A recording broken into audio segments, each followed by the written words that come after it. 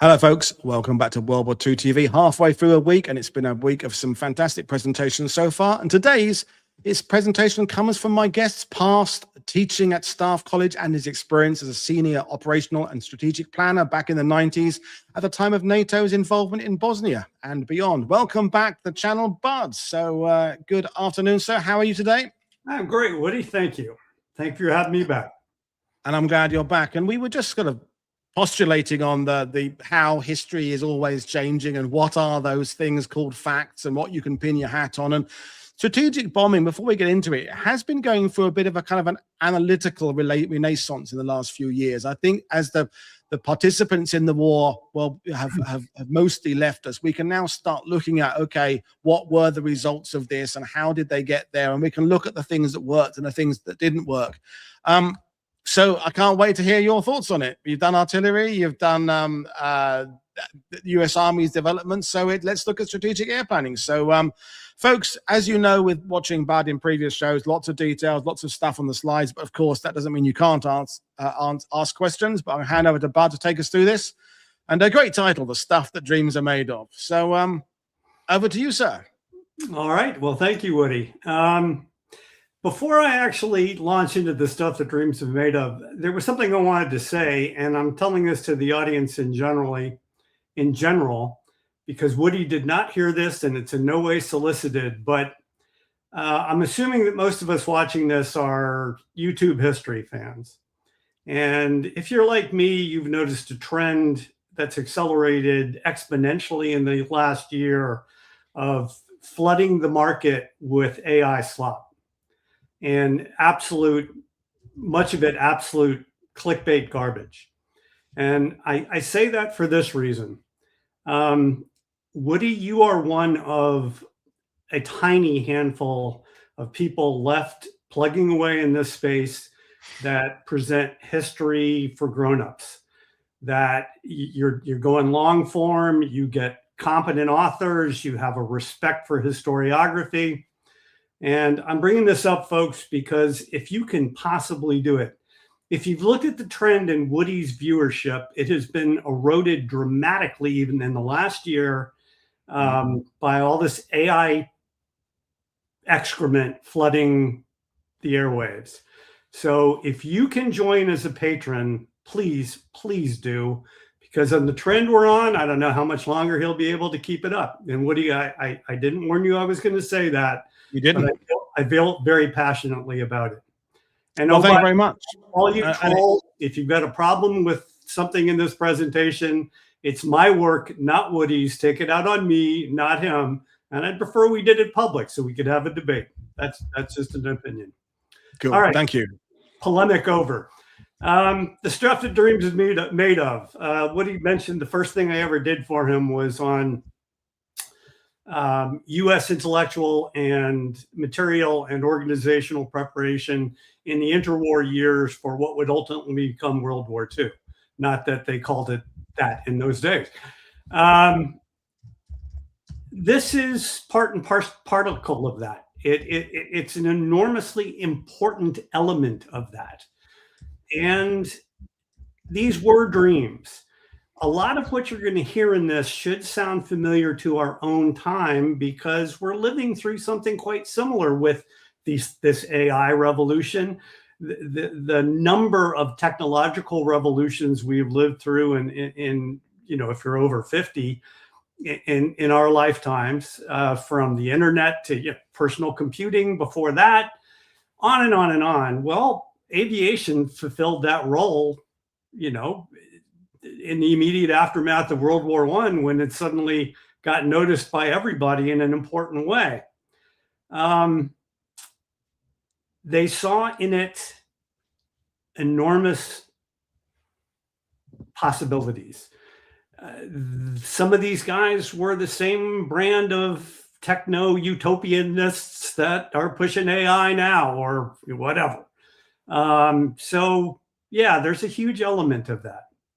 Going to enter this with how it played out most conspicuously in the Second World War. Probably the best known engagement, if you want to call a 4-year process an engagement, was the combined bomber offensive. I've got some statistics I put up here for you. And this is an important note I'm about to make, because a lot of guys on the sidebar are going to be chat GPTing and Geminiing me and looking at AI sources. And I've done that myself in the lead up to this over the last couple of weeks. And let me tell you the problem. One of the maddening things about the historiography of everything in the Second World War, but maybe especially for me, at least in the air war, is that if you consult three sources, you'll get three fundamentally different numbers. Some of it is how you choose to do the accounting. Some of it is just older historiography, newer historiography, but there are no indisputable flat answers to the numbers in any of these events I'm going to discuss. And the numbers do matter. So what I've tried to do in most cases is I've taken a shot group from researchers that I know and trust, from sources that I know and trust. I've tried to apply my own analytical tools to, do these numbers make sense? But at the end of the day, I've also kind of rounded them off, because quibbling about ones or twos is not relevant, not ultimately to my thesis. And my thesis is, I usually give my thesis up front. I'm going to let this one evolve a little bit, and then we'll get to it towards the end. And you can agree with me or disagree with me, and I'd enjoy the debate. But so please take these numbers as putting you in the ballpark, getting you in the general shot group. And it's the comparisons between the numbers, not the specific numbers, that will ultimately matter. So that's all I can say in my self-defense, and I'm sure I'll be pilloried anyway, because that's how the internet works. There were certainly days, especially in between late 1942 and 1945, when parts of the European skies were clouded with American bombers, or seemed to be clouded with American bombers. And that's not for nothing. Real effort went into this campaign, real effort across the entire spectrum of the American war effort. How could we cloud those skies? Well, consider the sheer scale at the beginning of 1945 of the U.S. Army Air Forces, as they then were. You know, that numbered air forces, again, a housekeeping note, because it will matter.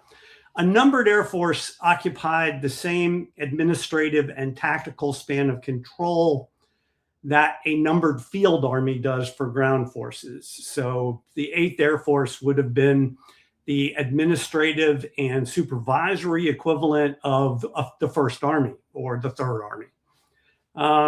But then air forces are broken down into specialty roles doctrinally. So ultimately, we ended up with 3 strategic air forces. You can read the math for yourselves. Combat air groups, they occupy a little bit of a grayer area, because organizationally it doesn't line up exactly. But if you want to think about level of command, think of a group as a battalion, although it can be a really big battalion, shading into a brigade. A wing at the beginning of the war was a purely tactical organization. Later on, because of span of control issues, a wing took on administrative responsibilities. And then there were air divisions. And those air divisions, basically, again, the same span of control that you would have with a ground division. So make that clear. But if you look at those numbers under the air groups, you will see a very heavy bias that it came in. And that bias is towards bombing organizations. And I'll explain why as we develop this. This is a figure among many that you can find that depict the scale of U.S. war production in the 1940s. This has been necked down to major end items. And again, no two sources are going to exactly agree. I think 183 billion puts us about in the ballpark. Total war spending was assessed by the General Accounting Office in the late early 1950s as $306 billion. But that would include personnel costs and 1,000 ancillary costs that don't go into what was handed over to contractors. Of that 183 billion, 45 billion was spent on aircraft. That's 24% of the entire budget went to aircraft. That is a figure, I don't know if you all knew it, but it startled me the first time I saw it 20 years ago, because we spent more than twice as much on aircraft as we spent on ships. And I'm talking you all know how many fleet aircraft carriers, how many destroyers, and to realize that that was utterly eclipsed by aircraft, I found that very startling. What that did to the U.S. aircraft industry, I have displayed right there. 41st in Forbes industrial ranking in 1939, number one with a bullet in 1945. Yeah. And I will call your particular attention on the graph there to 1944 when we peaked. Because in 1944, the U.S. has outproduced all of the other aircraft production in the world alone. Pretty startling effort went into strategic aircraft.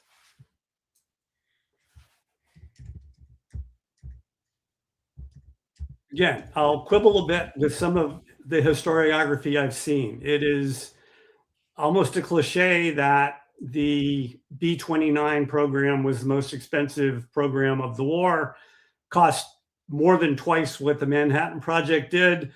But I have triple checked my math on this, and I'm fairly confident. We actually spent more on B-24s. The fundamental programmatic costs may have been much higher with the B-29 because the military had to get very involved in what became a very troubled program. But flat money, we spent more on B-24s by a large margin than we spent on any other single end item in the entire military effort. Wow. And contrast that with what we spent for all tanks. When I say all tanks, I mean literally that. All tanks. M2s, 3s, 4s, Pershings. Astonishing to me. Yeah. Consider the overhead. There were almost 2.5 million men in January of 1944 committed to the U.S. Army Air Force. And oh, by the way, Hap Arnold was going hat in hand to Marshall, who was already encountering major personnel problems because of infantry casualties, to get another 175,000 men for the B-29 program. Look at all the clutter around that B-17 on its hard stand. That's not included in the end item for the aircraft. That's all the crap we had to buy. Yeah. The fuelers, the bomb trailers, the Jeeps that got the sentinels around the perimeter. So the investment here, you cannot underestimate the overhead. And all of that was in service to a vision. And it's a vision that goes pretty far back. Some of you may recognize those images, I hope under free and fair use. For the one independent, significant production the Disney studios undertook during the Second World War, which was to turn what is now a largely forgotten book by Alexander Seversky, who had founded what would become the Republic Aircraft Company. He was a brilliant aircraft designer. He was a miserable businessman. His partners threw him out. He then turned his attention to forwarding the work of his idol, Billy Mitchell, and published Victory Through Air Power. And Walt Disney thought that was amazing. And they put a lot of money into this effort. It echoes a refrain that came out of the First World War, that if we do this right, we don't need ground armies. We can do all our fighting in the sky. That is a less powerful argument now because we know how it turned out. So that's important, especially in this next portion of slides I'm going to show you. They didn't know how this was going to turn out. They didn't know what you now know. You've got to try to evaluate their thinking based on what they knew and when they knew it. And to them, this seemed not only persuasive, but seductive. Just a quick question for you, Bud, about your figures about aircraft cost and what have you. Scott Grimwood said, does the aircraft cost cover the construction of new factories? No, it does not, because the U.S. government built those factories because the companies couldn't possibly afford the overhead to do it. So thank you. That's an excellent, insightful question. And now we can throw in whatever number of billions more we need to cover the cost of the factory construction. Okay, thank you. Excellent question, Scott. Thank you. John Keegan once said that no history of the Second World War can be coherent without reference to the First World War. And I completely agree with that sentiment. The experience and the perception of the First World War is the single most powerful shaping force of the 20th century. I'm absolutely confident in that opinion.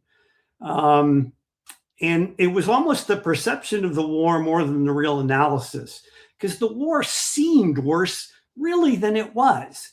But you've got to remember, this was a generation that was just not prepared for mass slaughter on that scale, nor wars that impacted civil society in the most fundamental ways that the First World War did.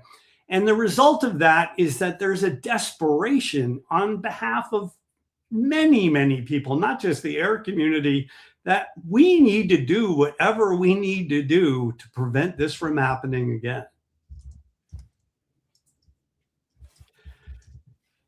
It wasn't all deadlock in the First World War, and this is a persuasive argument.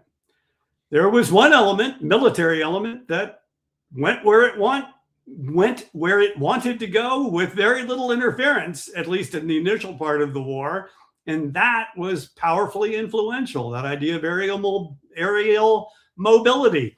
And as these aircraft matured into direct aerial combat, that had an enormous psychological influence, not just in the military, but on the civilian population as well.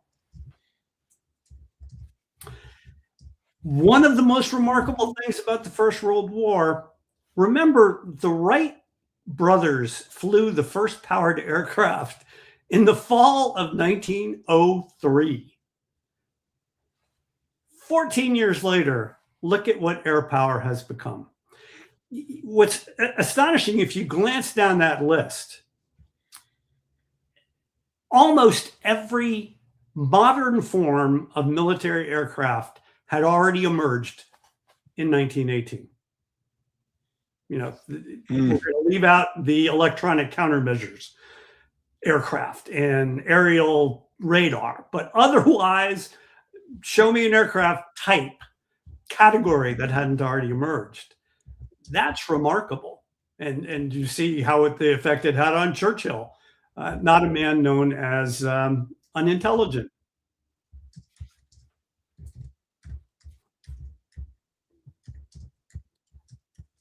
This is Air Marshal Hugh Trenchard. This is an excerpt from a memo he wrote to the Allied War Council in 1919, arguing for strategic bombing. Kind of ironic, because the Royal Air Force had been founded as a defensive air force to keep the Zeppelins and the Goethe bombers away from London. Hugh Trenchard had a different idea. He was an extremely aggressive commander. But he had already identified what would become the two persistent threads through this development of air power. Is that, do we attack materiel? Do we attack civilian morale? Do we attack both? Like JFC Fuller with armored spearheads, like Karl Darnitz with massed U-boats, the war would end before they could put any of these ideas into effect, with the result that nobody could tell them they were wrong because we didn't actually do it. They would remain ideas, powerful and persuasive ideas, but ideas. Trenchard becomes enormously influential well into the late 1930s, long after he's retired, actually. I call your particular attention to the box I put in the upper right-hand corner. That's a quote from Trenchard.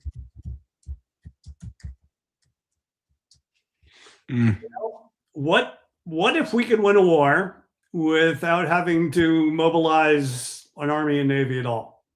Wouldn't that be something?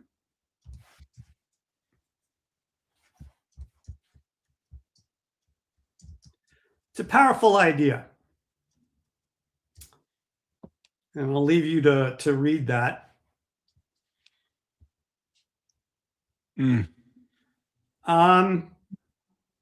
Another observation Keegan once made, and I'm talking about Keegan when he was at the top of his game.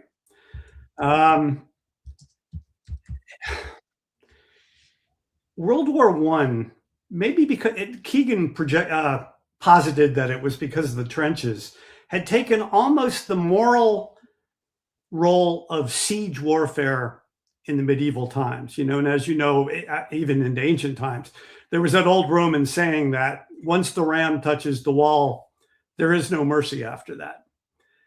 This idea that had grown up across centuries of Western civilized development, that there are combatants and non-combatants, seemed to evaporate under the pressure of World War I. And a great many people regarded terror as a completely legitimate form of warfare.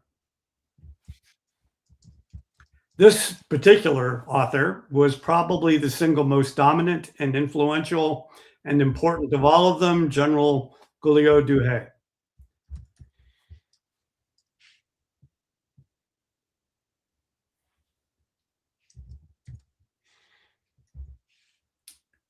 It's not possible to underestimate how influential he was.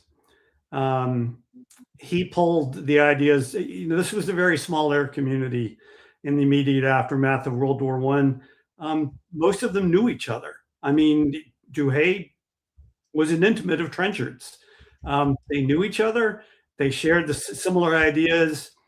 Douhet wrote them down in a book that, by the standards of that time, became a runaway bestseller. It was massively influential, called The Command of the Air, published in 1921.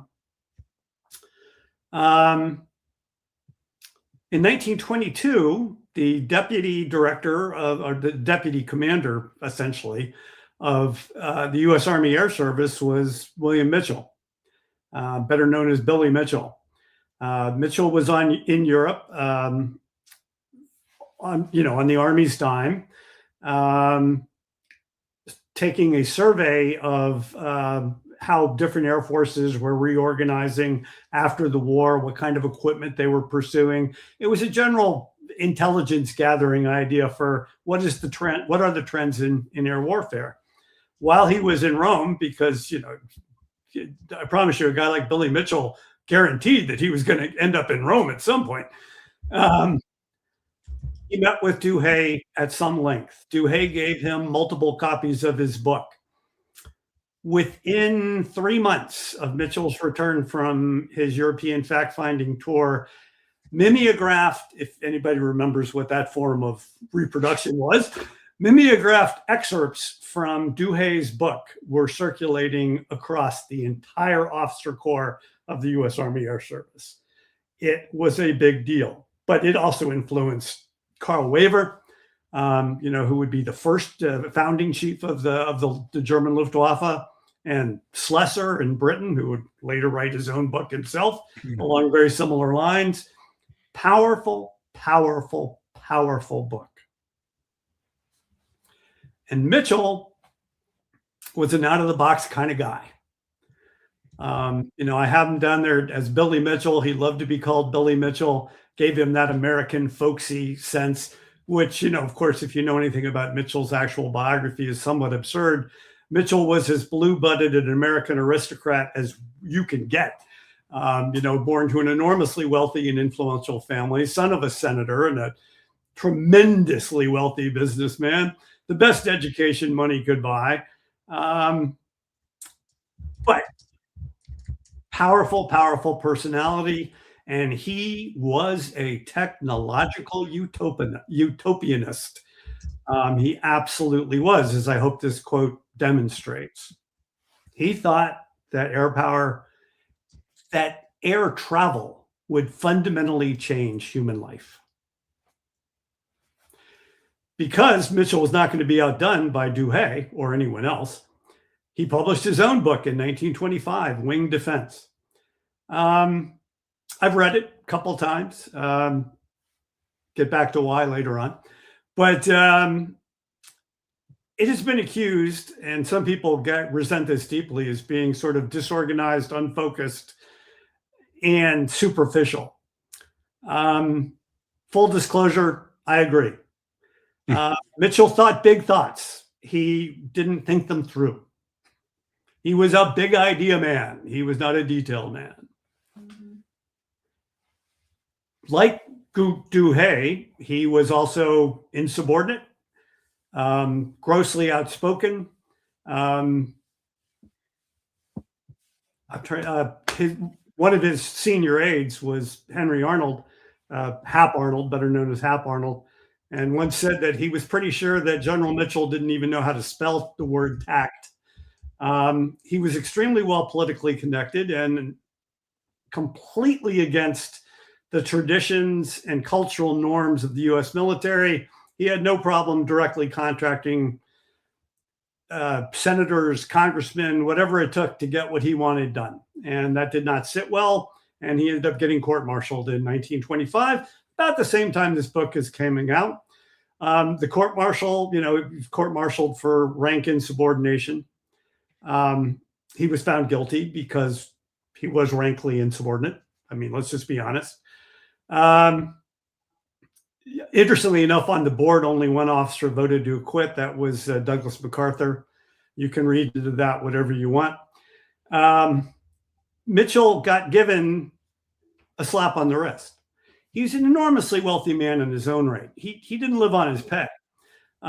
He was the youngest general in the Army by a long, long space. He was suspended in rank for 5 years, and that probably would have been waived in about 3 years. But instead, he made a great show. He martyred himself. He resigned in a huff and accused everyone that disagreed with him of treason, and published his book and went off to do other things. Again, I'm not here just to pillory the guy. He was a man of enormous charisma. He was a man of penetrating insight, highly intelligent, if often unfocused, and certainly not detail-oriented. But, Mitchell became a demigod to a generation of American airmen, actually several generations. And I would advise, before you defend him, before you defend him categorically, look into his biography a bit, because he was a complex man. At any rate, what he left was a vision. And there it is. Simplified, I hope. Yeah. Accurately.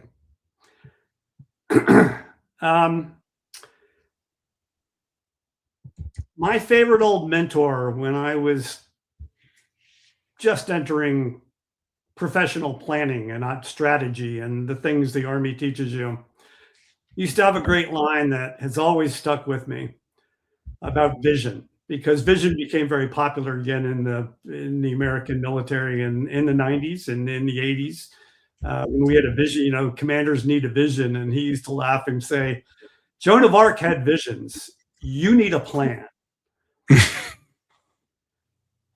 That's a great line. I like that one. Good advice, by the way.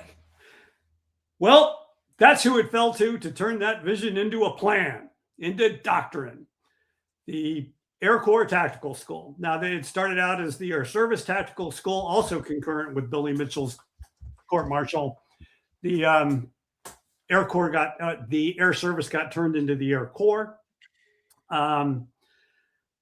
They moved the Air Corps Tactical School from Langley, Virginia to Maxwell, Alabama, where I guess people couldn't look over their shoulder and scold them so easily.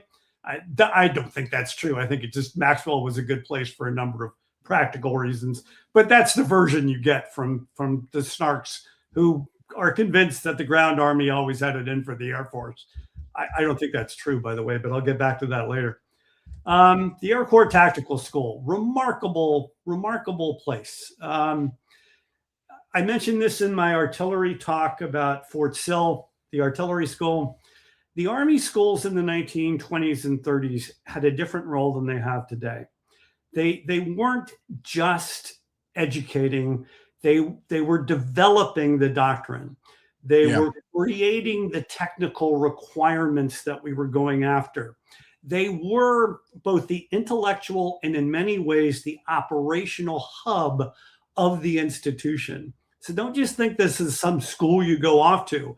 It's far, far more than that. And the instructors there were very, very carefully selected, and they had enormous influence over the direction in which the Air Force or the Air Corps would grow.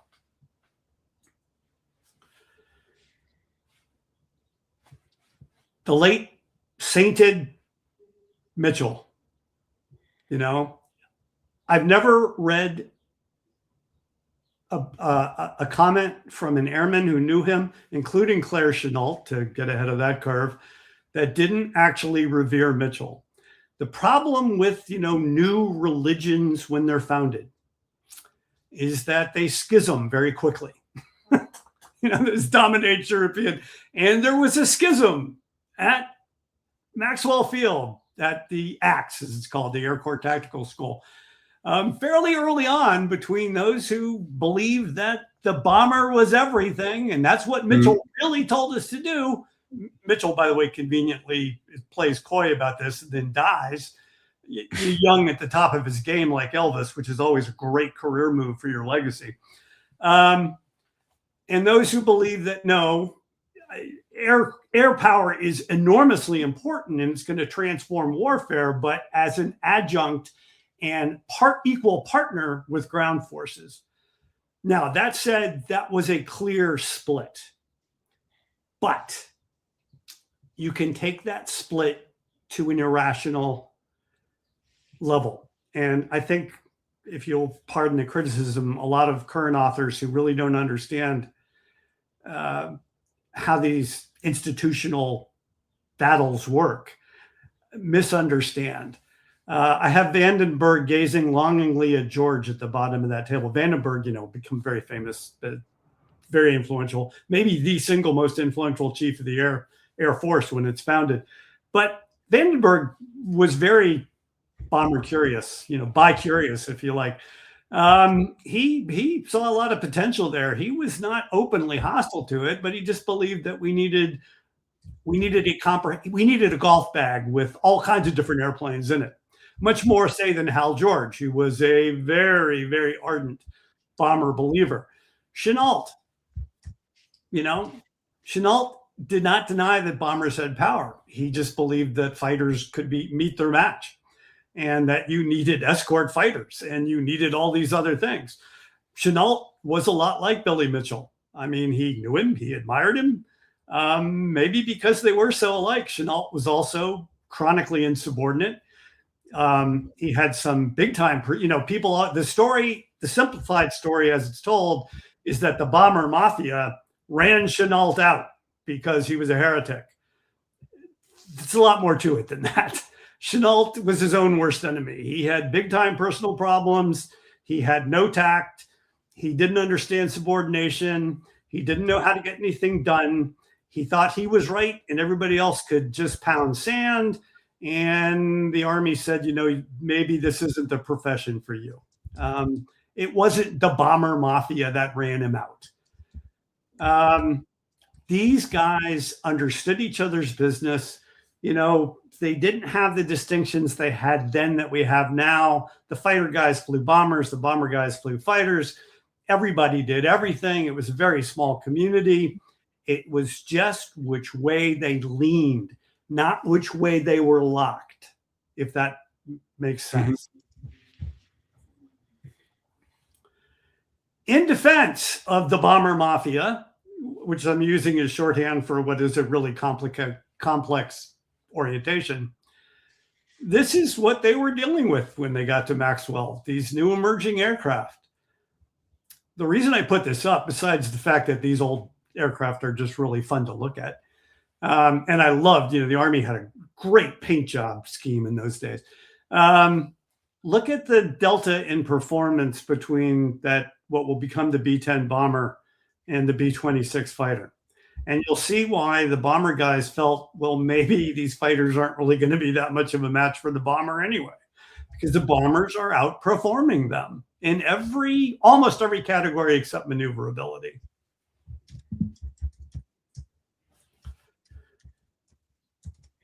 If you're going to go with bombs and you're an American, there is one problem. Douhet was all about terror bombing.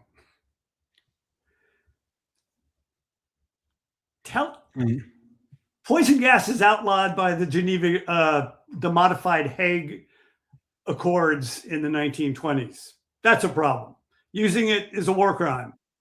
The second problem is that terror bombing doesn't sit well with the American population that you need the money from to buy your aircraft.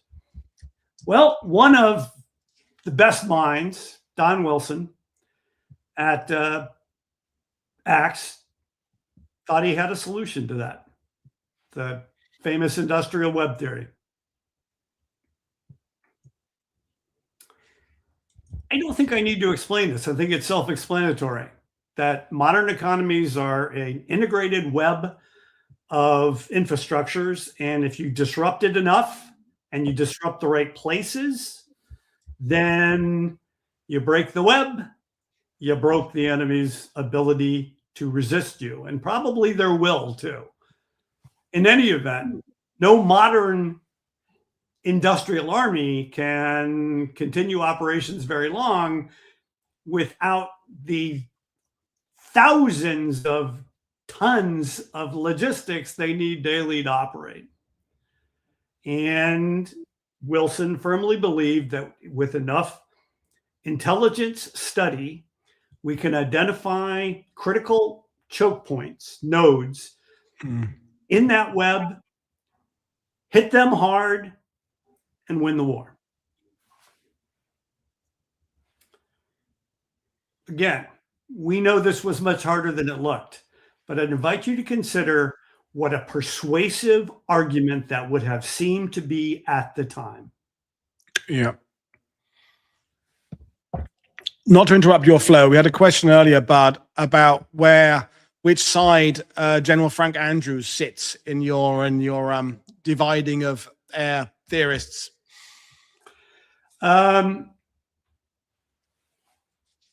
Originally, Andrews leaned to the tactical guys. He later on became deeply persuaded, which is why he ends up 8th Bomber Commander, right? Of the strategic guys. But like Carl Spaatz and all, I'm going to bring this up later, so I'm a little ahead of my horse, but that's okay. All right.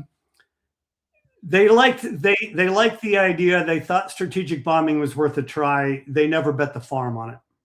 Okay. Does that make sense at all yet? Yeah. Okay, that's fine. Back to you. All right. This is what ACTS comes up with, given what they think they know. There's basically 3 missions. Coastal territorial defense, they're all in on that. Even the bomber guys think the bombers are going to carry the load on that. They're all in. Support the ground forces. Some are in, some are less excited.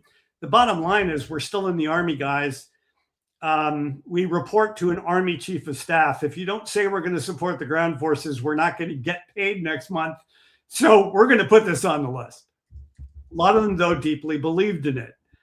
Pete Caseta deeply believed in it. I keep blanking on his name, but I'll come back to it. A lot did. But they still fundamentally believed that it was the strategic power of Air Force that could be decisive of itself. 1935, yet another, because generations of aircraft are moving real fast now, lightning speed, starts to emerge, and it just reinforces their bias. That is the YB-17. If you like, that's the Boeing 299. Boeing did that on their own dime. You know, extraordinarily high-performing aircraft. Looked absolutely like the future. This one, this image, I debated for a while about whether to use this image. I like it because it does show how creative they're being and open-minded. That was a camouflage scheme developed by a separate office, artists actually, how to break up the outline of an aircraft that they trialed in the General Headquarters Air Force maneuvers of 1938. The fact that you've probably never seen it before will tell you that it didn't really work. But what a cool idea. And it's an unusual image, so I used it rather than just a shiny one.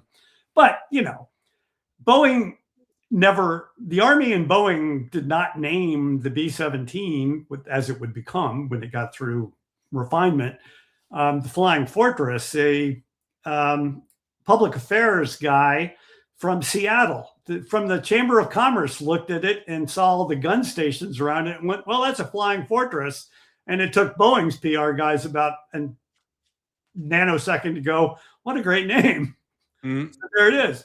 But again, my point is the YP-30 was ultimately a failed program. The Air Force bought 12 or 30 of them, something like that. But it was an early attempt at a heavy, because those were becoming in vogue too, the idea of a heavy fighter to take down a bomber, better firepower, better performance. You know, it couldn't come close to performing what the B-17 did. That convinced the tactical board of the Air Force, which, by the way, is composed of many of the faculty members at ACTS, that escort fighters were just unrealistic. Do you want to make a plane go higher and faster? You put more engine on it. You put more engine on a fighter, you lose its maneuverability. You lose the qualities that they think of as being important to a fighter. So that's a dead end, as they see it technologically in 1935. But that, and I don't need to tell anybody in this audience, that will resonate later on. What else have they got going? Another reason that in a lot of Air Forces, high altitude heavy bombing isn't taken seriously is it's wildly inaccurate. Thanks, ironically, to the US Navy, maybe not. The Navy was the ones who originally threw the money to Norden to develop his bombsight. The Air Force ended up buying far more of them and throwing a lot of their own money to get what they wanted out of it. And it wasn't just the Norden bombsight, which, by the way, was an absolute marvel of engineering. You know, an extraordinarily sophisticated mechanical computer, you know, ends up about this big, a little bit bigger than that, twice a US or twice a rugby ball. Think of it that way. 55 pounds, gyro stabilized, under the right conditions, a circular error probable of 150 feet from 18,000 feet. That's unbelievable. Nobody else's bomb sites can remotely perform like that. And the real magic of the Norden was it was married up to the Sperry C-1 autopilot, which was a uniquely new feature to the B-17 anyway.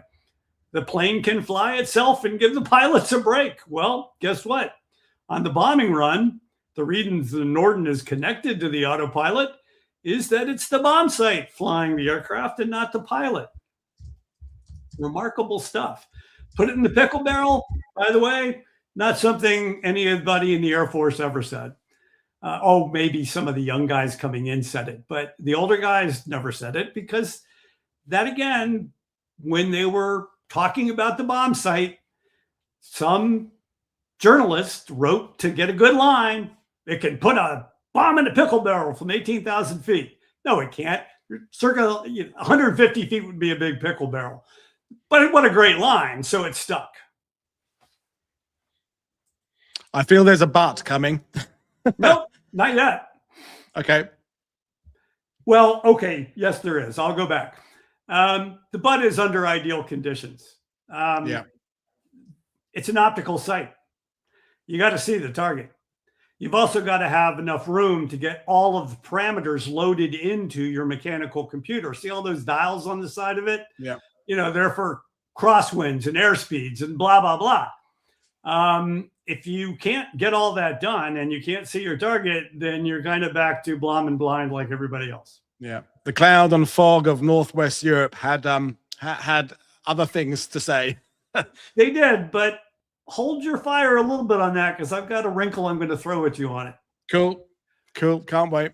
At any rate, the critical thing here is that by 1941, the perception of the professional airman is that all the dials are lining up. All the technologies we've been chasing independently are coming together to give us exactly the bomber we had. Well, exactly the kind of performance we had in mind.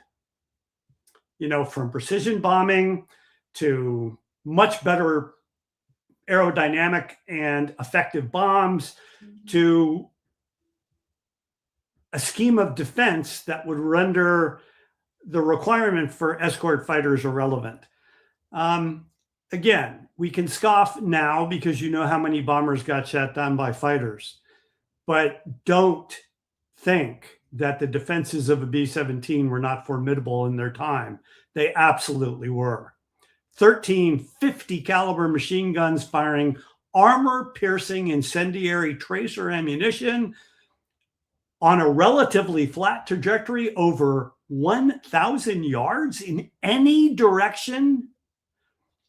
Luftwaffe pilots learned to take down B-17s. Ask them if they enjoyed it. You know, approaching these bombers is not something you do lightly. And they had to radically revise both their own tactics and equipment to ultimately do it successfully. Yeah.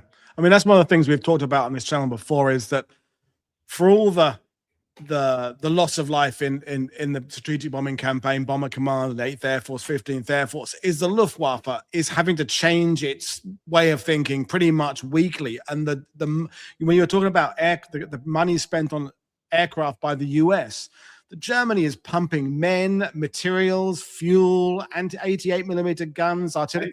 And I'm going to culminate with that, by the way. Cool. So, cool. All right. Final draft prior to our, direct involvement of strategic air doctrine. There it is. I'm not going to read the slides to everybody, and I apologize if I'm making you read, but get over it.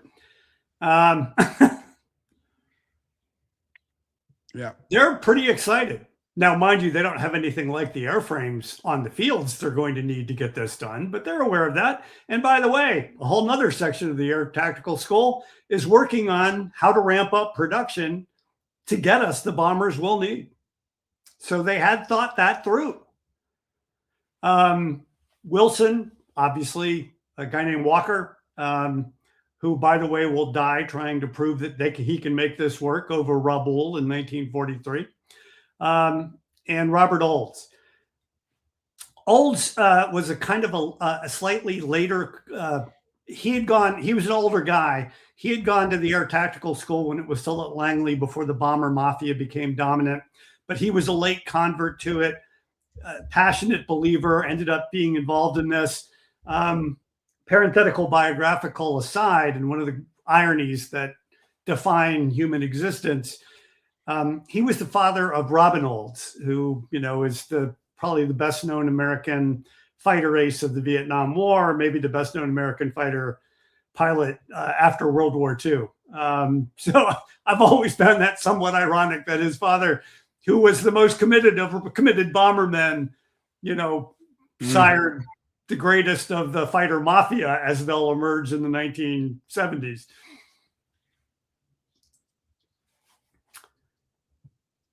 Now we got to figure out how to put these organizations together so that they'll actually function in combat operationally, administratively, logistically. A lot of that work is done by another convert and a passionate convert, Ira Aker. He's the guy who leads the team that actually designs how a strategic air force should function, which is why it's not surprising that the first strategic air force that was stood up, he was made the bomber commander for. But it's coming together. These are more complex operations than you think. They have thought through quite a lot. They have thought through a great deal. The medium bombers are there to attack the enemy air defenses. They know they're going to be air defenses, and they just do not have to duke it out with 50 caliber machine guns. They know they need fighters. They don't vision the fighters accompanying the heavy bombers, but the mediums are going to need an escort. They don't have that many 50s. And we're going to need to defend our own airbase, because the first thing any competent enemy is going to do is, well, let's follow the bombers home and destroy them on the ground. Luftwaffe Doctrine 1939-101.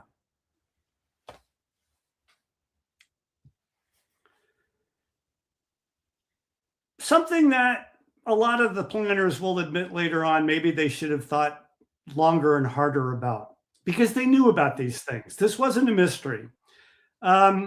The U.S. had air observers with the RAF throughout the Battle of Britain. In fact, even before that, they'd had them with France and the RAF during the Battle of France.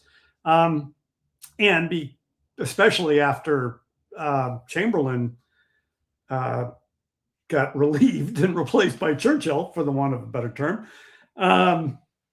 Churchill wanting the U.S. in the war was extraordinarily cooperative. They were given insights into all of this. I don't think it was so much the fighter performance, and I'll show you why, that should have worried them. But what they didn't pay close enough attention to was the 20 millimeter guns that were beginning to proliferate on German bombers, because it could take hundreds and hundreds of 30 caliber machine gun bullets to knock down a bomber. It probably only takes 2 or 3 20 millimeter high explosive shells to do it.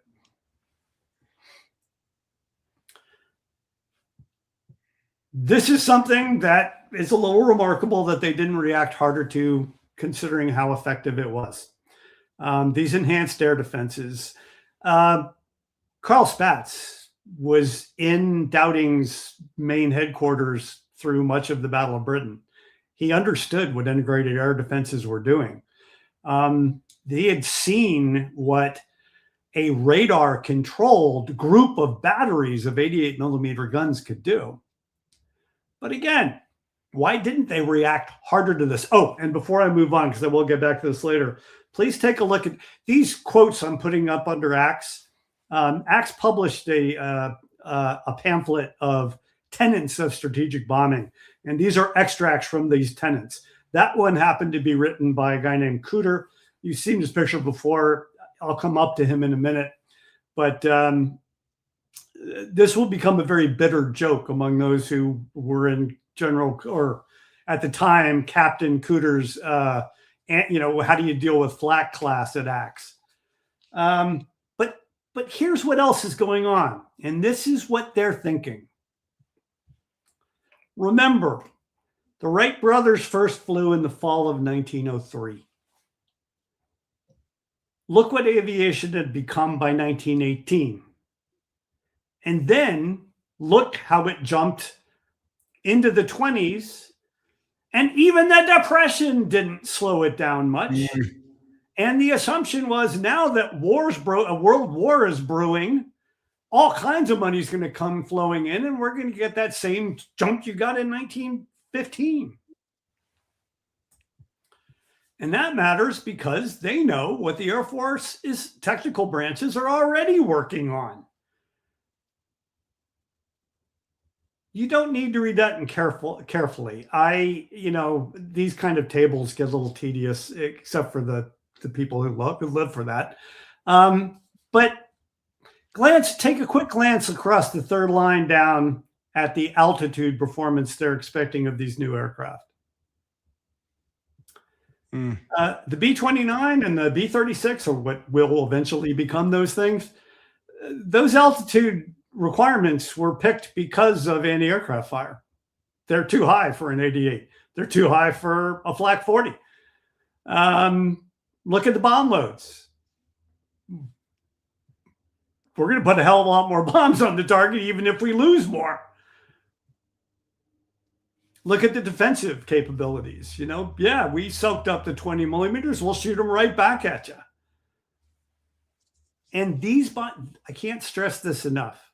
These bombers are already in development. Some of them are not at the drawing board yet, but they've seen the technical outlines. They believe it's doable. They believe, with all those other factors coming together, that this is a completely reasonable predictive analysis, that we will have the B-29 in the barn by the end of 42. And there's no reason we can't have the B-36 by 44. Are you still there, Woody? Because you're frozen. Yep. Okay. For some reason, your screen, now there you are. The Air Corps will become the Army Air Forces under the Reorganization Act pushed forward by Marshall. This organization will not actually become official by act of Congress until March of 1942. But I'm going to stress something to you. It's the way Marshall had started running the War Department from the day he took over in 39. So it wasn't official until 42, but it was how functionally they were operating, with the blessings of Secretary of War Stimson. Maybe the greatest secretary of a military organization in American history. Don't underestimate that man. He was amazing. And what an amazing partnership between him and Marshall. By the way, every day that both of them their offices adjoined each other in the old munitions building, and they're building the Pentagon, by the way. But when they always had adjoining offices, and they always left the doors open on purpose. They had no secrets from each other. They were an enormously effective team. Trusted each other. Absolutely. Basically, you've got Arnold as an independent sub-chief, a functional chief. The Air Corps becomes the Army Air Forces, ground forces, service forces. I've covered that in an earlier episode. Go back and watch me. I need the likes. What people forget, if you look up above there, belonging straight to the general staff, the headquarters of the overall headquarters of the Army is the War Plans Division. And the chief of the War Plans Division, albeit a brigadier general, as opposed to a lieutenant general, is an assistant chief of staff. That's his status. The War Plans Division, prior to 1943, when they reorganized again, was dual-hatted. It did planning, strategic and operational. Well, more strategic, but some operational planning. But it also functioned as the operations center, the operational supervision for the Army generally. And Leonard Garreau, many of you will know him from 5th Corps later on. He may have been a brigadier general, but he carried more punching weight where it mattered than any of the functional chiefs did. The Army turned, under Marshall's purview, the Army turned on the War Plans Division. These are the guys who came up with Rainbow 5 and then revised it after France fell. These are the guys, ironically, Rainbow 5's genesis was actually from the Navy. It was Admiral Stark, who will not survive Pearl Harbor, unfortunately, not professionally, survived Pearl Harbor, that had written the memorandum. I think it was called the Dog Memo, War Plan Dog. I can't remember why it was called Dog, but that said, guys, the Navy's worried about Japan, but Germany's really your threat. We can handle Japan. Germany's what we need to worry about. The Army, the Army, because it was the Army Navy were separate. They completely agreed. Everybody knows this. Other than maybe what you didn't know was that sometimes the torch story sounds like it just came out of nowhere and blindsided everybody. The Army War Plans Division had assumed we would have to invade North Africa, either concurrently with a Central European invasion or as a preliminary action as early as 1940. Didn't blindside anybody.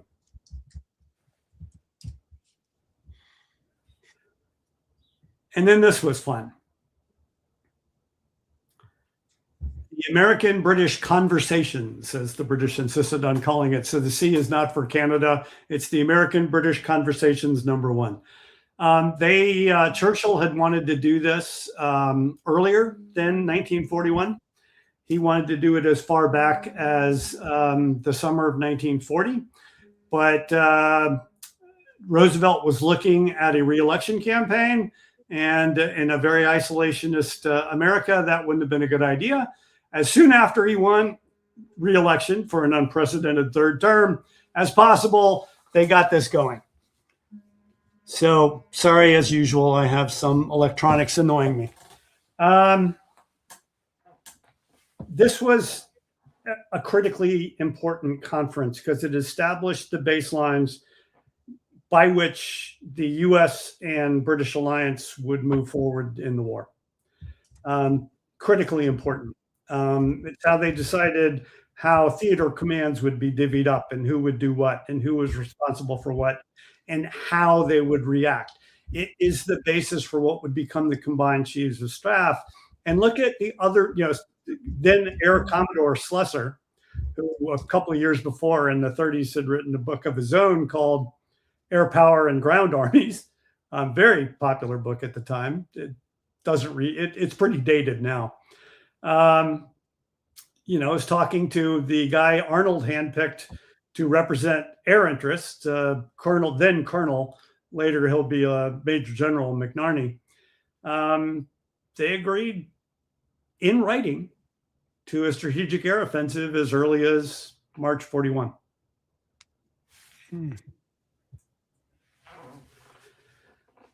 Roosevelt, now that he's safely reelected, can stop pretending that he has any respect for isolationists at all and puts on his PR campaign, kicking off with the April 1941 so-called Arsenal of Democracy speech.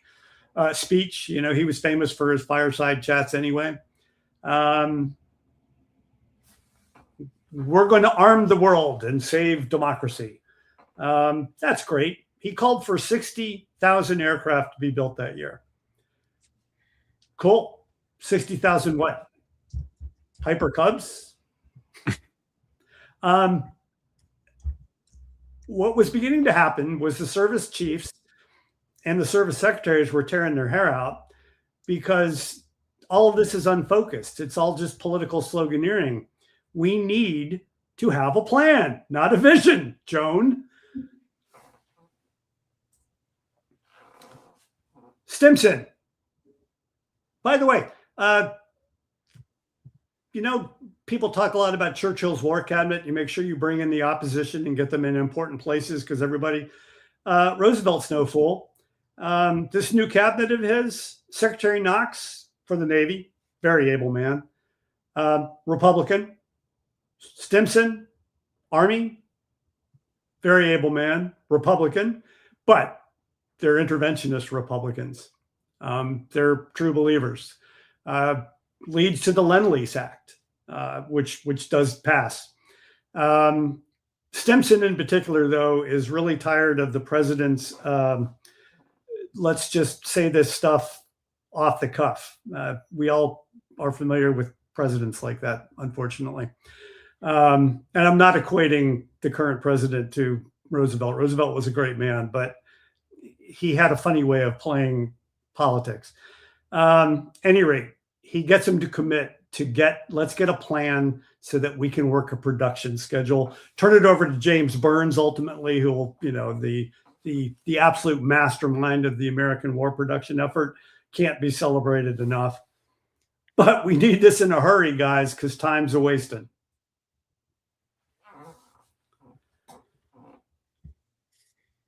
Guess what isn't in the War Plans Division? They don't have an air component. They used to ask the air to comment on drafts, but Arnold is upset about that because there simply isn't the time. And he has formed his own air division. It's brand new under George, who is, like I said, the bombiest of the bomber mafia. He offers to just plug it in to meet this crisis and then he hopes it will remain, to the war plan staff. Leonard Garreau, who is the War Plans Division, was very carefully selected guys. Marshall personally approved every one of them. There were only 54 of them. They were considered the best minds in the Army. Marshall considered them the best minds in the Army and the ablest. Garreau,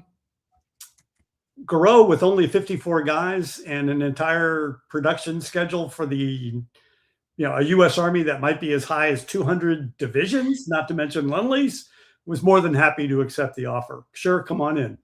In fact, can they be here tomorrow? Could they be here this afternoon?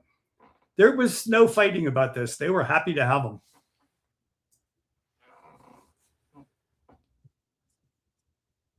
At the risk of buttering my own toast, one of the things I find a little frustrating sometimes is a lot of historians and most average people, but I forgive the average people. I think a lot of historians don't really understand how complex planning is at that level.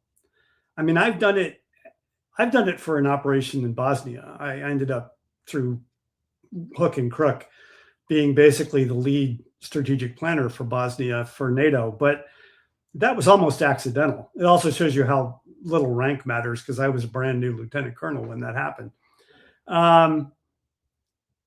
This is a global war, and the stakes have never been higher. We forget that sometimes. The stakes have never been higher. This was an existential war between two or three even utterly incompatible ideologies. There is 1,000 things you've got to get right. I deliberately did that as a Jenga game because that's what you're playing. You've got to try to build your tower so that a few pieces can drop out and the whole thing won't collapse. That's that chance and probability thing down there. Some of what you're doing is not going to work. You better make sure that that's not fatal. It's really hard to do when you've got to do it across multiple services. You got to do it across allies. It takes a long time. And time in this case is something they didn't have.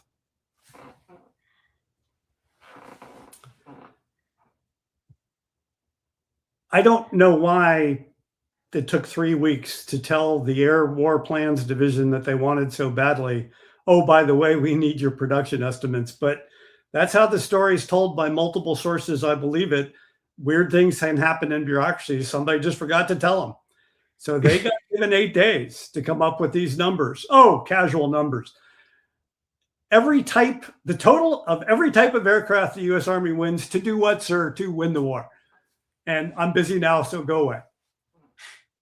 If you think that was easy, you've never worked in a large organization. George was lucky. Arnold was all in on this. He realized how important it was. George handpicked 5 guys he wanted from the rest of the air staff to cover hulls. Vandenberg was considered an expert in tactical aircraft. Schneider was an expert in Air Force logistics. Vanneman, interestingly enough, was an intelligence specialist as well as a rated pilot and an accomplished airman. Vanneman got shot down on a mission that he probably shouldn't have been on in late 1943 and captured in France. The reason that was an issue was Vanneman was bigoted. That meant Vanneman knew about the ultra secret. He knew about that we'd cracked the German code. His story, it has been said, and I think it's probably true, inspired the cover plot in Where Eagles Dare.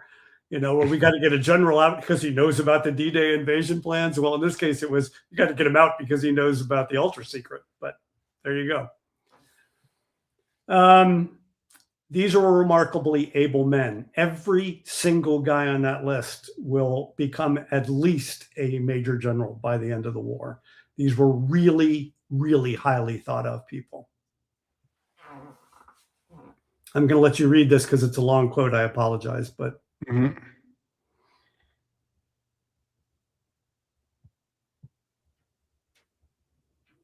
Yeah. Okay. Hansel's going to become our through line for the rest of this. Plan's as good as its assumptions. That's planning 101. You think long and hard about your assumptions.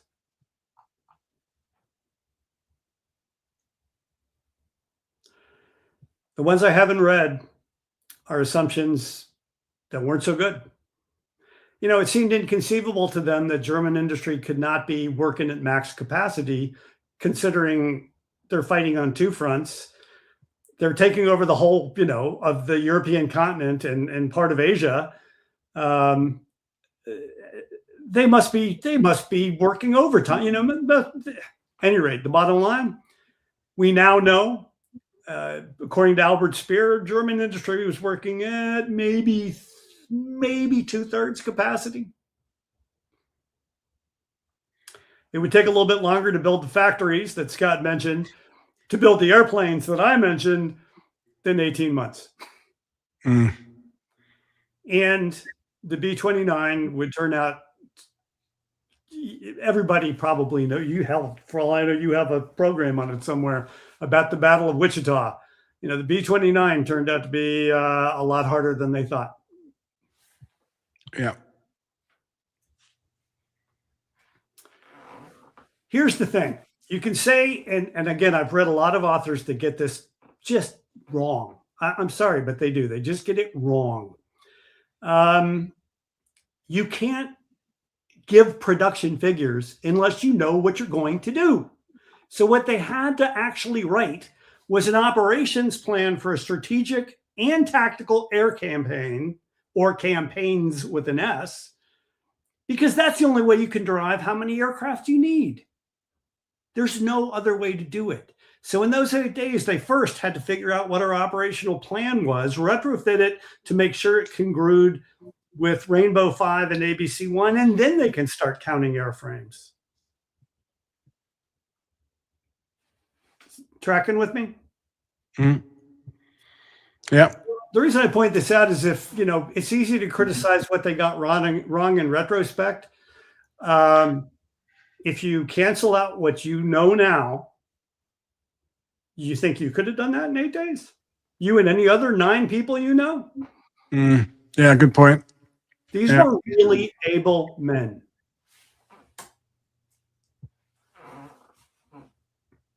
This is a direct lift out of the original document. This is not a slide I wrote.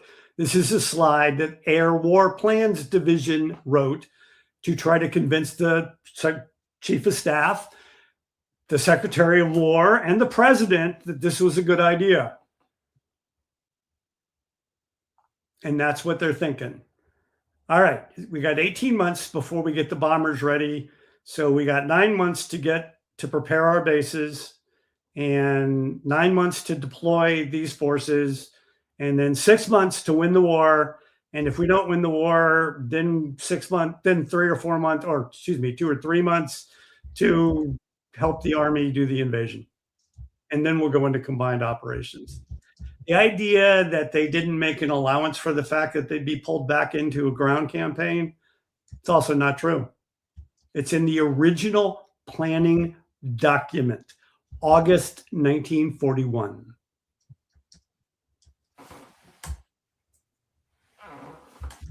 This is also a map, a schematic drawn directly from that original planning document. I've highlighted one thing. Well, one thing most conspicuously.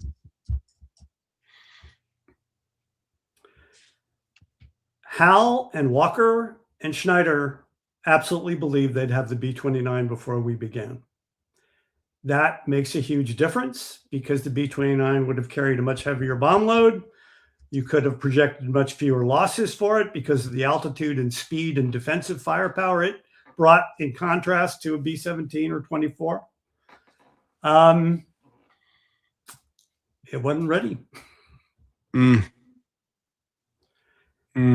You know, you mentioned before about the joke about, and you hear this from, and please don't take this as a criticism, Woody, because you hear this from all kinds of historians going, well, the air planners never thought about the weather in Europe versus the weather in Texas. Look at my upper right-hand box and see how many clear bombing days they projected. Okay. Yeah. Yes, they did. They knew Europe. They thought about it. What they didn't think about was that there'd be all kinds of demand for their bombers other than the strategic air campaign. And so they reckoned it would be 250 to 300 bombers on every target. B-29 bombers on every target. They wildly overestimated how much firepower they'd be able to bring to bear when they began.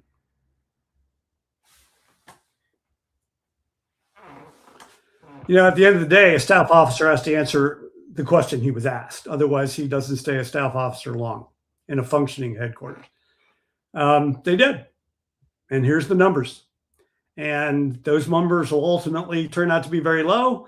But I want you to consider what those numbers looked like to an aircraft industry that had built 2,119 aircraft total the year before.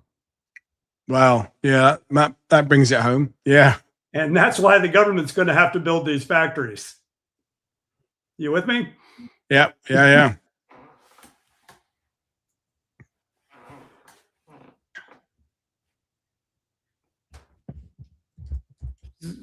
The most famous of the great German military intellectuals, the great von Moltke, once said about planning, the plan is nothing, planning is everything. Profoundly true statement, by the way. Congrues absolutely with my personal experience. They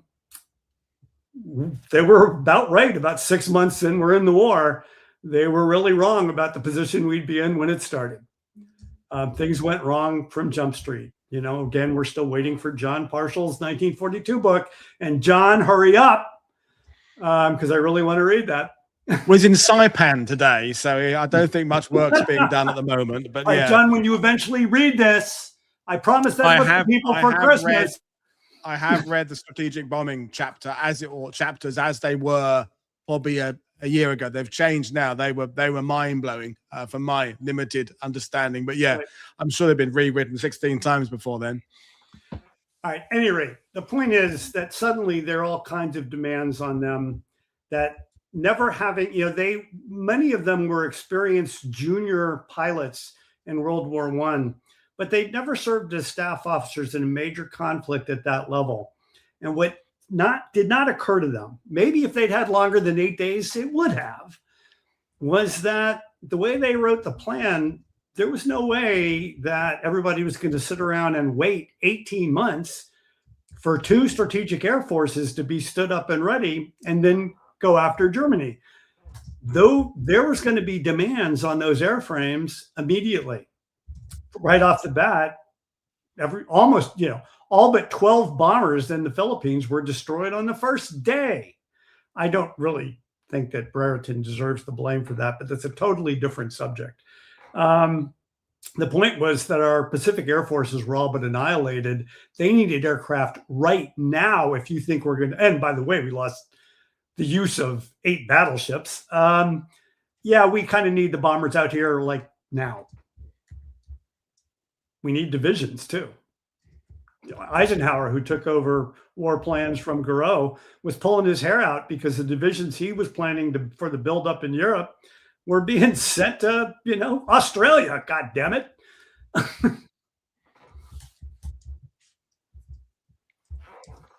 Of course, you revise your plans. That largely fell to Orville Anderson, very able man in his own right. Hansel had been sent off to Europe to be the air planner to the American commander to get ready for our reception of all these strategic air forces. And Anderson kind of did the math and was like, okay, so with all the losses we took and all the pressure we're under in the Pacific, we need 65% more than the original combat aircraft. But by the way, the total aircraft number is probably only a slighter adjustment because what you need out there are fighters and mediums and some heavies. Arnold's not actually happy with that answer. The president's actually not happy with that answer. The president, because Roosevelt is that kind of guy, he wants to know, what would it take for us to achieve air ascendancy? That's not a doctrinal term, but they kept it in there because that's what the president had asked in his memo. I want to know how we become ascendant in the air.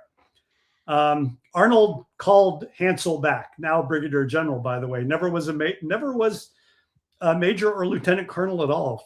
Really fun career trajectory I wish I'd had.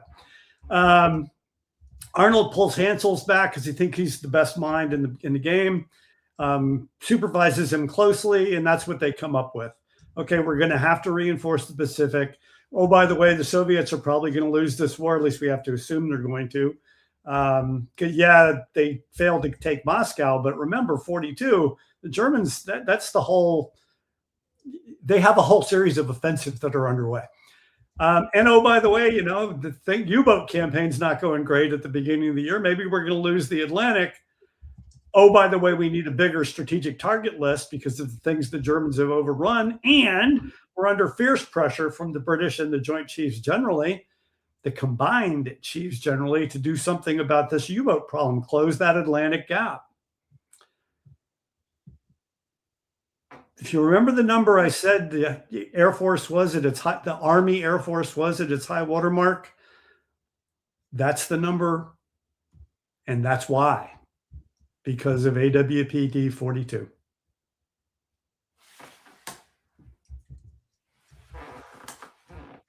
I'm going to really start accelerating now because I'm covering ground that people already know.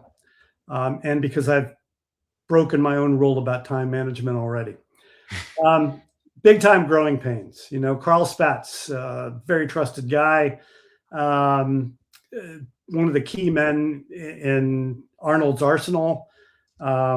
He's not a fanatic about the bomber. He wants to win the air war. Brereton, people love to hate him. I think he gets some raw deals. There was reason Marshall left him in command and Arnold tolerated it. You can make an argument that, yes, he did have supervision of 4 major American air disasters. Well, if you include Arnhem. Was it entirely his fault? He must have been doing something right because they left him. And this was an army that was not afraid to fire people. Took longer to stand up than they thought it would. That B-24 on its nose in the right I actually included it because it's a funny picture. There were probably crew in the nose of that aircraft when it ground looped, so it probably wasn't very funny at all. But there's something else the planners underestimated. You can even plan to build 7,000 strategic bombers. Can you train the crews? These are young pilots. They don't have the 10,000 flying hours you got from 1921 to 1941. Things are going to go wrong. And the German defenses were stiffer than we expected. Their fighters were better. The F-190 came as a rude shock. The subpens deviled us to the end of the war because they were effectively bomb-proof. On and on and on. That lower right-hand B-17, if you look closely at that picture, I love that picture, that's a fratricide. One of those pilots blew it. He got out of formation, and they ended up getting his horizontal stabilizer torn off by their own bombs. You can see it in the lower right-hand corner against the cloud.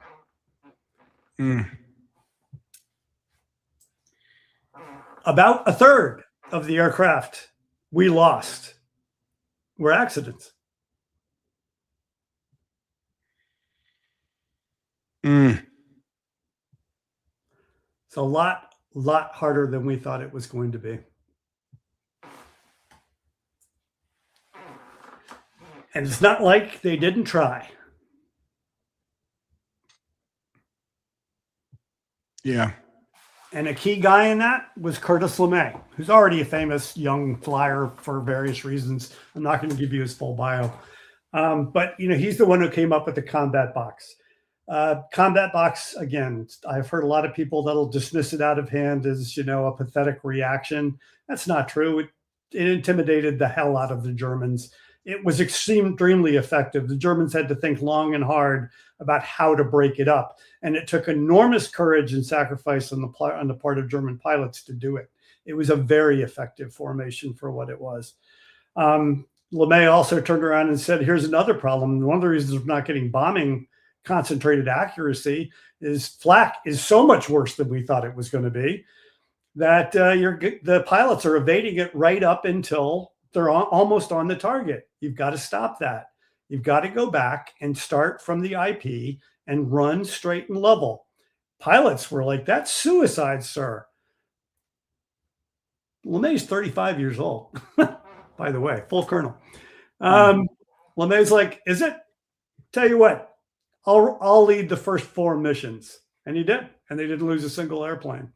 And they more than doubled the concentration of bombs they actually got on the target. So a lot of this worked. The YB-40 did not. Interesting idea, big old gunship, tear out the bomb bay, put a 50 caliber magazine in there. They're carrying, I don't know how many 100,000 rounds of ammo. Problem is that the other for reasons that have been covered by other places by better people than me, the rest of the bombers end up escorting the YB-40. So that was dumb. Flak armor was extremely effective. It cut down crew casualties from secondary flak fragmentation by almost half. So anybody that thinks that was a waste of time doesn't know, frankly, hasn't done the studying. Promotions. It actually, George Marshall was not known as a jocular guy, but people did used to ask why he allowed the Air Force to promote so fast, because the ground forces never got carried away with that. And he would just kind of smile and go, because it's important to them. So I'd give them everything I could. These guys are under a lot of pressure. If dying as a colonel is more important to them than dying as a major, then sure, I'll make them a colonel. And that's the, Bill Malden picked up on that in Italy in that cartoon in the right-hand corner where, Private Willie meets his apparently 20-year-old nephew who's already a bird colonel in the Air Corps. So I thought it was funny. That maybe just me. It is, yeah. Any rate, everybody knows this story. Churchill, just under pressure from Bomber Harris, Churchill just about convinces Roosevelt to tell the Americans to stop fooling around with daylight bombing at Casablanca, and they're just going to bomb with the British at night. Eaker just about is apoplectic. Spatz is none too thrilled. Arnold is none too thrilled. Eaker made his bones with Arnold by being his PR guy back in the 30s. He's a really good writer. He used to write newspaper articles. They assigned Eaker to talk Churchill out of this. And one of the brilliant things Eaker did, he wrote a very persuasive argument about how American crews are not trained for night attack. American bombers are not designed for night attack. We really haven't had a chance to try daylight bombing. But the line that worked was, if you allow us to bomb by day and you bomb by night, the devil will get no rest, or the devils will get no rest. That resonated with Churchill, who loved a good turn of phrase.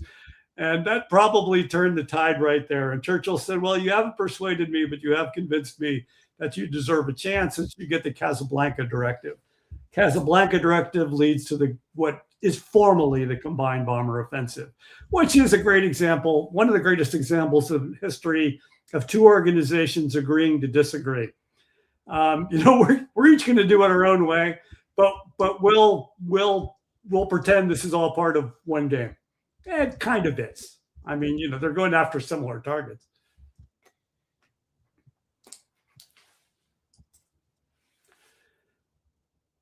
Eaker has his moments, though. The early experiences have sobered them up.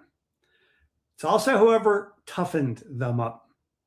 Okay, that idea of 5% casualties, forget that. But guys, 25% of U.S. war industry is now focused to global war.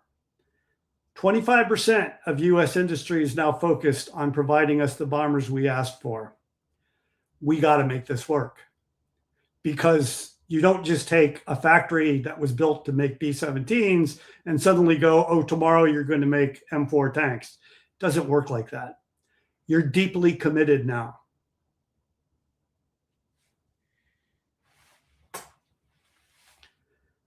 Hey, Hansel and his intelligence guys think they finally got, well, actually, it was Anderson, thinks we finally got the strategic target we were looking for. Plesty. Plesty. I can never say Romanian. At any rate, you all know where it is. Guess what? It turned out we didn't have enough bombers to get the 2 strategic air force we wanted. So the 9th Air Force is a composite air force. It's got B-24s and some B-17s, as well as, ground attack aircraft, blah, blah, blah. Brereton's a little confused, but this is a mission that was basically forced out of Washington and largely outlined by Anderson, which may or may not have thrilled Brigadier General Ent. But it didn't go very well.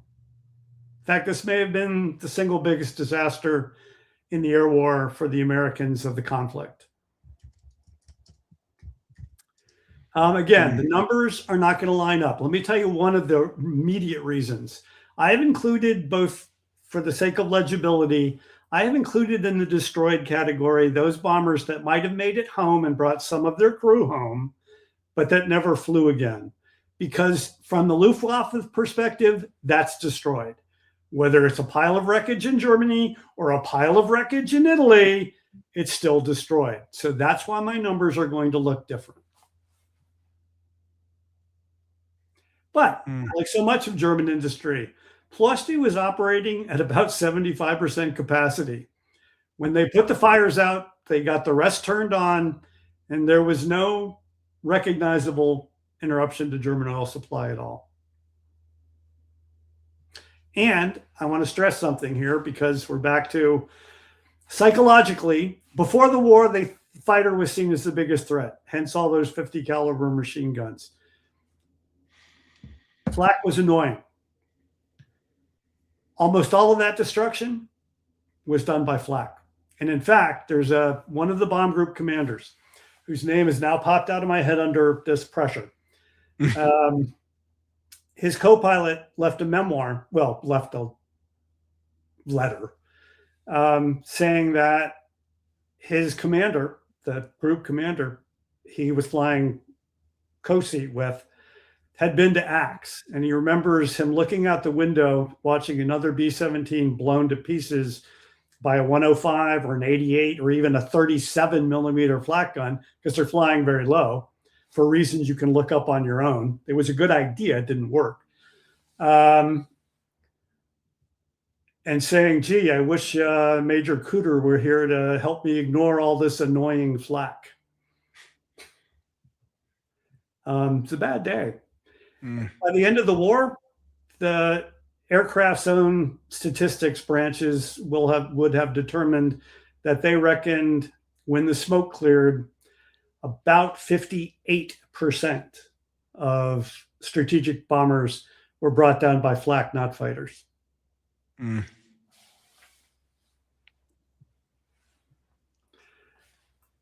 I can go through this quickly because everybody knows this story, sort of. The great Regensburg-Schweinfurt mission and why. I will put this modifier on it.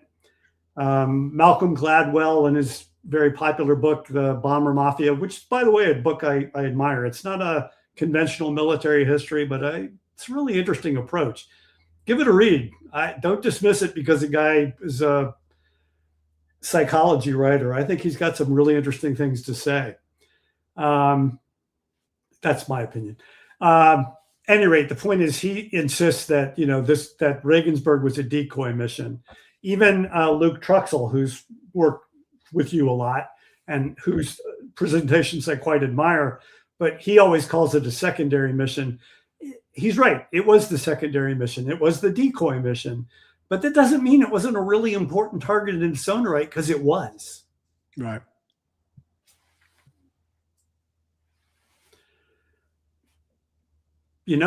They're going to really go for it this time. They're going to try to get a mission approaching something that George and the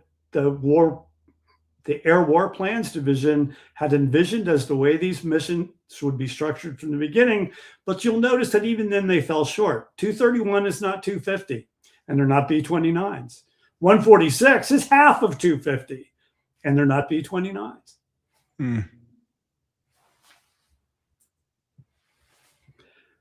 And that sucked. In fact, if you include Schweinfurt 2, and then, the October push, as it's called, all the secondary missions that went in, and again, I gave up trying to come up with a completely accurate figure. It's just too hard. The accounting was done too eccentrically, but something like over 500 bombers were lost, with something like over 5,500 crew dead or captured. Axe doctrine was unsustainable under those circumstances. That's a crisis. What turned that around? Long-range escorts. The P-51 was a bonus. I happen to agree with your countryman, James Holland, whose work I adore, by the way. But James Holland is that rare blend where he can thread in a personal story and yet still get the analysis so accurately right. That James Holland's who I want to be when I grow up. Yeah, he's damn good. Yeah, well, every time I'm with him, I'm in awe of his knowledge. No, he really is. And I didn't want to like him at first because he's got such a jocular internet presence, but he's the good. Yeah, he's a real historian. At any rate, my point in all this is I don't know why it took so long to get drop fuel tanks in. That remains a mystery to me. My old buddy and colleague, John Curatola, did a show for you 3 years ago on 8th Air Force fighter ops. He's got a take on it. I like his take. I'll be blunt with you. I've never read a take I really understood that completely rang true to me. Maybe somebody will write one of these days. But the short answer is it took forever. But when they got them, it turned the tide. And I mean, it turned the tide. Yeah. And just in time, because it's a world war. It's a strategic plan. It would have been great if the bombers had won the war, but they didn't. And now it's D-Day time. I know I'm sounding very flip about this, but I don't have a lot of time and I'm in a mood. Guess what else you agreed to in AWPD-1 and every war plan since? You will have secured air command prior to the invasion, and you ain't close.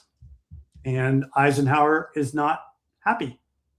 Marshall is not happy. And they'll make sure that they know that Arnold is not happy. Again, Luke Truxell did this about 3 years ago in a program. I think he called it Unified Command or Air Command, or it had unity in command in the title. It's very worth watching if those of you are unaware of it. He's a very competent analyst. He's got an interesting take.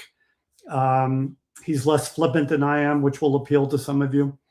But he's absolutely right that a key element in this was getting a unified strategic air command.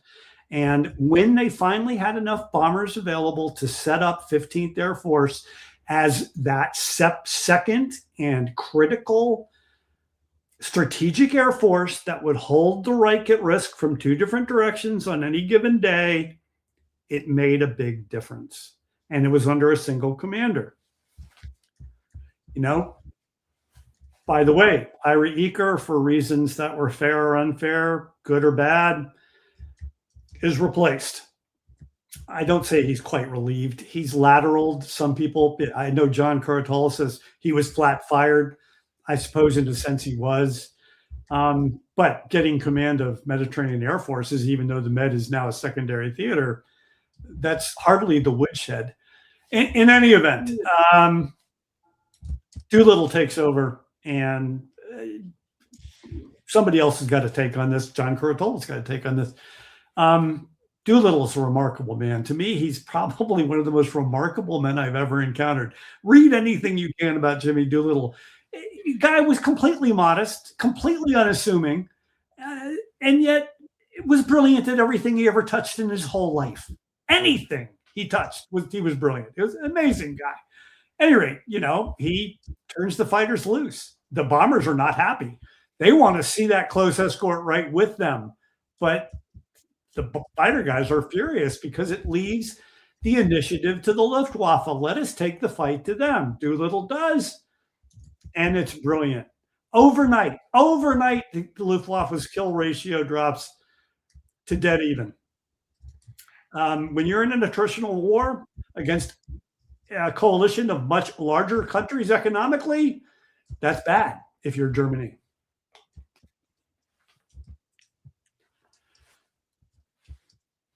Argument, big week. James Holland's book is brilliant on this subject, by the way, read it. And James, I want 2% of whatever new royalties you get. This is where it was obvious the tide had turned. I'm not going to say this turned the tide.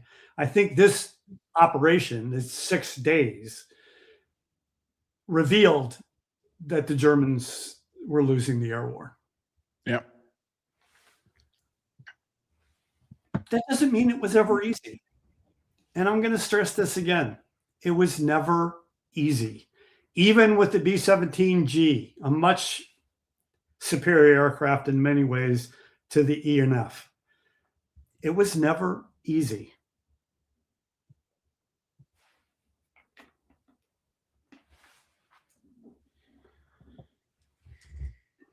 How did strategic bombing work? Well, it certainly didn't shut down German industry. It may have constrained it, and that's no mean thing, but it never shut it down. Morale never broke. They thought they were coming close sometimes, but it never did.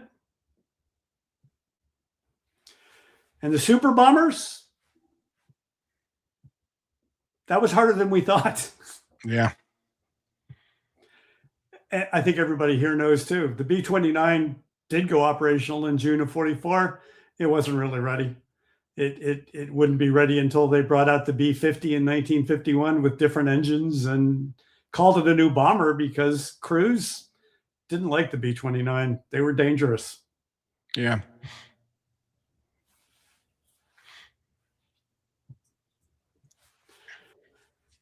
So we can come down to two different perspectives on this, and I'll give you a second to absorb those bullets. Mm.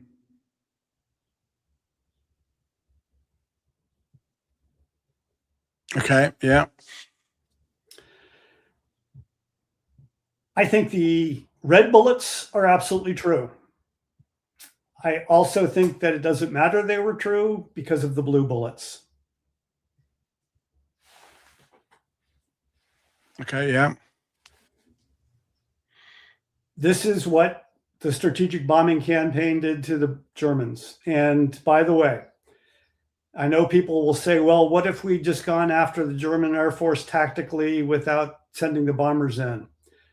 Lee Mallory tried that in 1941 and 42. It didn't work. German air defenses could read what they were doing. They could recognize a trap when they saw one. They didn't react to it. The only thing that trapped Germany into this desperate losing defense was that those bombers were a genuine threat.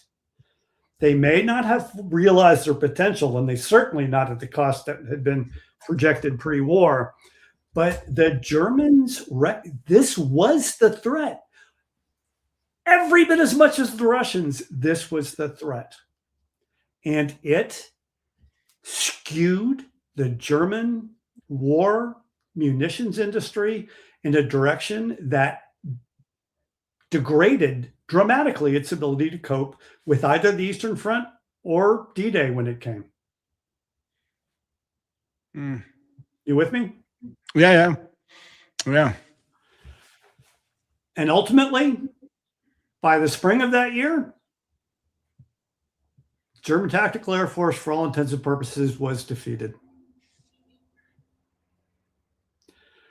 They may have risen every day like lambs to the slaughter, because by that point, their pilots, a new pilot coming in at maybe 110 total flying hours. He was lucky if he had 5 or 6 hours in the aircraft he was actually going into combat with. They were lambs to the slaughter to Americans who had hundreds of aircraft hours in type before they even deployed to an operational squadron. The Luftwaffe could no longer, we talk about the Ardennes campaigns, the 1941 and the 1944 one. Where was the Luftwaffe in the 44 campaign? It wasn't, because there was no Luftwaffe to send. So we were hoping that it would stay, the Germans were hoping it would stay cloudy. For a while it did, and then it didn't, and that mattered.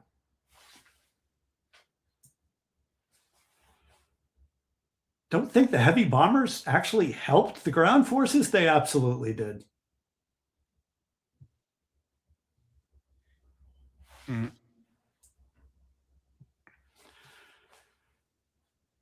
10 June.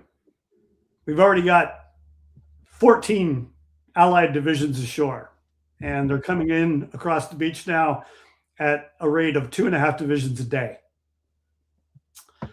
Imagine trying that under the threat of serious German air attack. It wouldn't have been possible.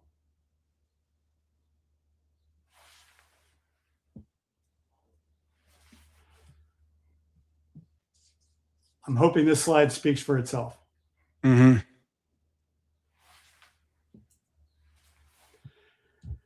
So,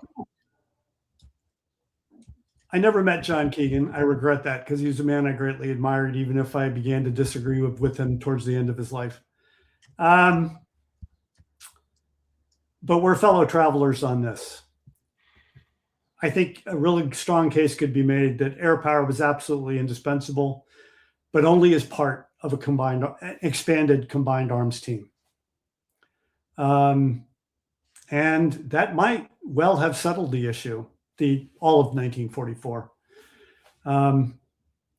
Except there's another strategic air campaign I haven't talked about yet. Yeah. And I'm not going to go into detail on it, other than perceptions. It says how a long, hard war degrades your moral compass, because, Hansel tried to run the 1939 version of Strategic Air Campaign and 20th Bomber Command, 21st Bomber Command when we took the Marianas. And it didn't work for a host of reasons. And he got fired and replaced by Curtis LeMay. And again, long story short, you guys are going in at night at 8,000 feet with firebombs. Firebombing is a different word than terror bombing. But is it? And then, of course, the perception. We dropped the atomic bomb, 2 atomic bombs, and the Japanese surrender. That's the easy way to tell the story. It ignores the destruction of the Japanese fleet, the intervention, the Russian invasion of Manchuria, the U.S., the most successful submarine campaign, interdiction campaign in history, Operation Strangle by the Navy. Yep. It ignores the fact that we've got 500,000 troops poised in the Pacific to invade Kyushu. But it's much easier just to say that the atomic bomb won the war. Yeah, it's nonsense, but it's inevitable. Yeah. And unfortunately, it throws a lifeline to an idea, and some ideas die hard because it, sure seems a lot easier to have a strategic air force than to keep a 5 million man army. Yeah. It gets long legs. And my friend, that's what I got. Well, absolutely brilliant stuff. And I'll tell you now, there are way too many questions than we can possibly address today. So I've told the viewers that I will invite you back if you'd like to, for a Q&A about this, because there's agreement, there's pushback, there's rabbit holes people want to go down, there's comments, so there's all sorts of things there. So because you usually roll up comments, and you had, and I was thinking, I guess everybody just started watching I Love Yeah, Lucy. no, so some of the addresses we went along, but it just got to the point that there's just too many others. We'll be here for hours. So what we'll do is I'll if you don't mind, I'll ask you to come back and people hold your thoughts, things like that. But it's yeah, food for thought. And I hope I didn't waste anybody's time. If I was provocative, good. I love a good argument, and I'm certainly not pretending to a genius on this in an exclusive sense of rhythm. But what I do hope the takeaway here was that there's a thing called that a good planner should know. It's called the rule of first conditions. It's actually derived from evolutionary theory. And early decisions you make on how you're going to build your force then constrain your ability to change that force without the risk of catastrophic failure down the line. Mm-hmm. And so that was my thesis in this, was the through line was Air War Plans Division 1 was important. And even if for reasons, and this is the opinion part of this, even if for reasons that were ironic, that is to say, having an effect different than that intended, you could still make the case that AWPD 1 won the war, because that's what destroyed Germans' air capability, and that's what gave the Allies in the Pacific and in the Atlantic air superiority, and air superiority won the war if it's backed up with ground armies. Well, there stuff.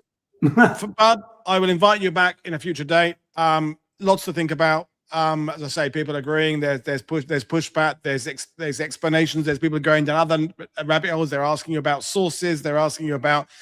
But we'll do it in a separate show. So, folks, I'm back with my friend Frank Brazic tomorrow, and then Arthur Glaxon on Friday. As always, click like and subscribe. We got a new channel member sometime earlier. That's always appreciative. And thank you, Bud, for not only for your presentation, but your nice words about World War II TV and trying to stem the tide of AI slop that is just like a tidal wave, a tsunami coming through my my computer screen. So thanks very much for that. But folks, I will see you all again tomorrow. Thank you, Bud. Thank you, viewers. Cheers. Bye.